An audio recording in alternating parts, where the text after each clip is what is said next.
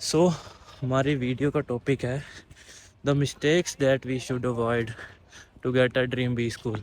Yes, Hi, it's a, people. I think the first mistake that you should avoid is that don't check any slot. And suppose if you have slot 3, don't check slot 1 or slot 2 analysis, because they will literally uh, change the narrative of the paper. Because now you know that what is tough and what is not and where to focus on. This will create panic, unnecessary panic. So on that day, on the D day, don't check your phone and be confident. Get a coffee, drink a coffee, be high on energy, and also very focused. That's all. you don't need to change your strategy. Stick to it. Stick to your strong area. Stick to the strategy that you've been doing. When you'll be going to the center, there'll be people coming out, and just don't hear them.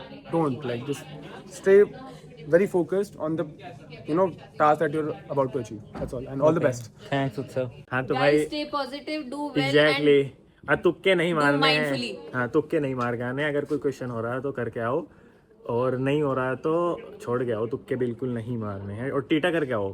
Theta में जितने मर्जी तुक्के मार के आओ, और कुछ नहीं करना. वीआरसी में तुक्के बिल्कुल नहीं मारने हैं. अगर आंसर सही है तो ही लगाना है, क्योंकि वीआरसी में ऐसा लगता है कि यार हाँ ये आंसर हो सकता है, बट वो होता नहीं है. तो ये नहीं कि चलो जय श्री राम करके तुक्के मार दो, नहीं करना है. छोड़ के आ जाओ, वो एक अच्छा ऑप्शन है. अगर कोई इम्प्रॉम्प्ट चेंजेस आता है पैटर्न में पेपर के, do not panic, stay focused and energize yourself. Even if there is bad things happening in the paper, do not lose focus, stay calm and then work on what you have. बस यही सोचना कि अगर तुमसे नहीं हो रहा तो किसी से नहीं हो रहा. Also, और अबे एक और बात, also guys don't change your strategy in last minute. अपने आप पे भरोसा रखो, because things will go in your way if you trust your self. So don't change your strategy in last minute. Neha, what do you want to say? all the best, guys. Muskan, do you have anything to say? जैसे कि ना अभी आ रहा है कि change होगा कुछ paper में, कुछ मेजर चेंजेस आ सकते हैं, तो बस वो चेंजेस देख के अपना फोकस लूज मत करना. जो तुमने लास्ट 6-7 महीने में पढ़ा है उसी के हिसाब से चलना, बाकी देखा जाएगा. जो सबसे बड़ी गलती और पहली गलती के बारे में मैं बताऊंगा वो है स्ट्रेस मैनेजमेंट. ठीक है, उसके वजह से ये हुआ कि जो मेरा DALS सेक्शन था वो काफ़ी ख़राब हो गया.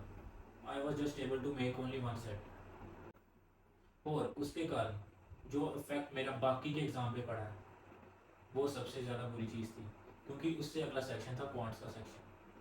तो हर एक जो मैं क्वांट का क्वेश्चन देख रहा हूँ स्टार्टिंग से 1 2 3 4 5, मेरे से कुछ नहीं हो रहा, मेरे से बन ही नहीं रहा कोई क्वेश्चन. मैं जो भी कुछ करने का ट्राई कर रहा हूँ क्वांट में, मुझे ऐसा लग रहा है मेरे से होगा ही नहीं, क्योंकि जो मेरा पिछले सेक्शन में हुआ था LRDI में, उसका मेरा सारा नुकसान हुआ क्वांट्स के सेक्शन में भी. जो भी उसका इंप्रेशन था मेरा क्वांट्स के सेक्शन में भी पड़ा. सो ये सबसे बड़ी गलती है कि जो स्ट्रेस मैनेजमेंट है, हम सोचते रहते हैं कि भाई क्या करेंगे, कैसे करेंगे, अगर कुछ हमसे फकअप ना हो जाए, कुछ गलती ना हो जाए, और यही चीज़ हम अपने एग्ज़ाम हॉल में भी लेके जाते हैं. तो मैं चाहता हूँ प्लीज़ आप पूरे फ्रेश माइंड से जाएं, इस चीज़ के बारे में बिल्कुल मत सोचना. हम बात करते हैं सेकंड मिस्टेक की, जो कि है spending too much time on RC. मैं एक रिलेटेबल सिचुएशन बताता हूँ जो मेरे एग्ज़ाम हॉल में हुआ था. आपने काफ़ी सुना होगा कि सब बोलते हैं RC में अच्छे मार्क्स बनते हैं, you should solve RC, focus more on RC. तो मेरा भी सेम सीन था, मेरे भी RC में मार्क्स अच्छे ही आते थे, बट मैंने RC में ऑलमोस्ट 35 मिनट स्पेंड कर दिए. उसके कारण क्या हुआ, जो मेरा VA का सेक्शन था उसके लिए सिर्फ 5 मिनट्स लेफ्ट हो गए, क्योंकि हमारे पास सिर्फ 40 मिनट्स होते हैं, उसमें से मैंने 35 मिनट्स ऑलरेडी स्पेंड कर दिए थे. तो ये सिचुएशन में मैं जब आया तो मैं एकदम से पैनिक कर गया. उसके कारण मेरा VA RC सेक्शन में भी थोड़ा लोचा हो गया, जिसके कारण मेरे RC तो 3 हो गए, वो भी पूरे कंप्लीट नहीं थे, और उसमें भी मिस्टेक्स आई, और VA में भी मैंने फकअप कर दिया, जिसके कारण मेरे पैरा जंपर्स भी गलत हुए और थोड़े से पैरा कंप्लीशन भी. सो जब मैं थर्ड सेक्शन की बात करता हूँ जो कि क्वांट है, तो मुझे सबसे पहले यही याद आता है कि मैं बिल्कुल फ्रोज हो चुका था. I was literally froze at that time. ऐसा नहीं था कि क्वेश्चन इम्पॉसिबल थे, बट जो फर्स्ट सेक्शन सेकंड सेक्शन ने मेरे साथ किया, उसके कारण मुझे हर एक क्वेश्चन इम्पॉसिबल लग रहा था. और मुझे था कि भाई मैं तो इंजीनियर हूँ, मेरे से तो क्वांट्स का हर एक क्वेश्चन हो जाएगा, क्योंकि जब मैं मॉक देता था तो मैं लिटरली 15 क्वेश्चन तो कर लेता था ईजिली. बट एग्ज़ाम में तो ऐसा बिल्कुल नहीं हो रहा. देखो, कैट एक ऐसा एग्ज़ाम है जो नहीं देखता कि आप इंजीनियर हो या फिर आप किसी और बैकग्राउंड से हो. कैट सिर्फ ये देखता है कि आप स्ट्रेस कैसे मैनेज करते हो और आपने इनफ प्रैक्टिस की है कि नहीं की। सी, मैं आपको एक चीज़ बताता हूँ, कैट एक या फिर अगर आप कैट ले लो, जैट ले लो, स्नैप या एनमेट ले लो, ये ऐसे एग्ज़ाम है जो ये नहीं चेक करते कि आपको कितना आता है, या ये चेक करते हैं कि आपको कितनी डीप नॉलेज है एक पर्टिकुलर टॉपिक की। ठीक है, कैट में या फिर एनमेट या फिर स्नैप में ये सब आप क्या गलती करोगे, आप अपने वीक सेक्शन पे ज़्यादा फोकस करोगे। उसके कारण क्या होगा, जो आपका स्ट्रॉन्ग सेक्शन होगा आप उसको निगलेक्ट कर दोगे। ये सबसे बड़ी मिस्टेक है।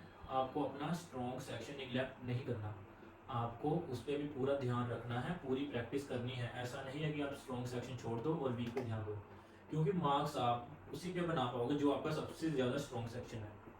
और अगर आपने उस पर ज़्यादा प्रैक्टिस नहीं की हुई, अगर आपने उसके ऊपर ज़्यादा क्वेश्चन सोल्व नहीं किए, तो भूल जाओ कि आपका कोई एग्ज़ाम निकलेगा और आप अगर कोई अपने ड्रीम डी स्कूल में जा पाओगे। ये पॉइंट ज़रूर ध्यान में रखना।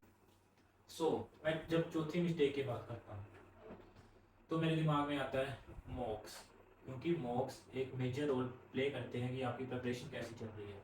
मैं सोचता था कि अगर मैं मॉक दे रहा हूँ और मेरे मार्क्स अच्छे आ रहे हैं तो उसको एनालाइज करने की ज़रूरत नहीं है। गाइस, ऐसा बिल्कुल नहीं है। You have to analyse every single mock that you have given. Okay, और एक बात यह है कि अगर हम कोई मॉक सोल्व कर रहे हैं, हम यूट्यूब पे जाके सर्च करते हैं topper strategies of giving mock और any exam. You should not do that, trust me. एक मॉक देने की स्ट्रेटजी या फिर एग्ज़ाम देने की स्ट्रेटजी हर एक इंसान की पर्सनल होनी चाहिए।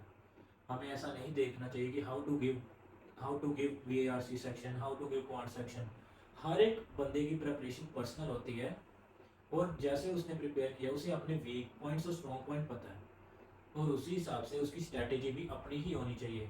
उसे किसी टॉपर की स्ट्रैटेजी फॉलो करने की कोई ज़रूरत नहीं है, क्योंकि अगर आप किसी टॉपर की स्ट्रैटेजी फॉलो करोगे, आपके जितने मार्क्स आएंगे, आपने जितना स्कोर करना होगा, आप वो भी नहीं कर पाओगे।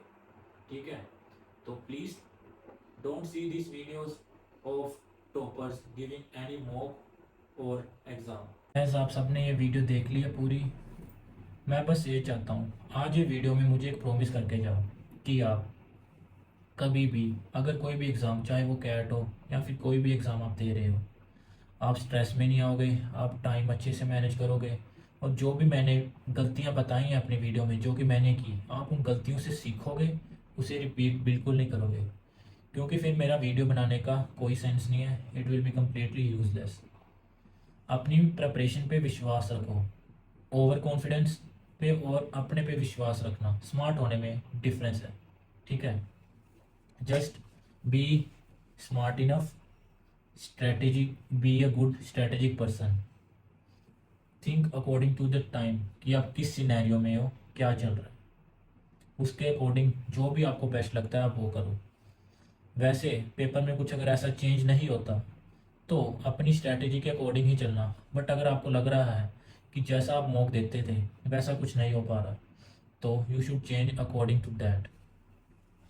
और अगर आप थोड़ा सा भी रेजोनेट कर पाए जो भी मैंने वीडियो में बताया है, सो यू शुड, मुझे बताना नहीं चाहिए, but you should like, share and subscribe, और कमेंट करके बताइए मुझे कि आप अभी क्या प्रॉब्लम फेस कर रहे हैं, आपके प्रेपरेशन में अभी कैसा क्या चैलेंज आ रहा है, और मैं उस पर भी वीडियो बनाऊंगा।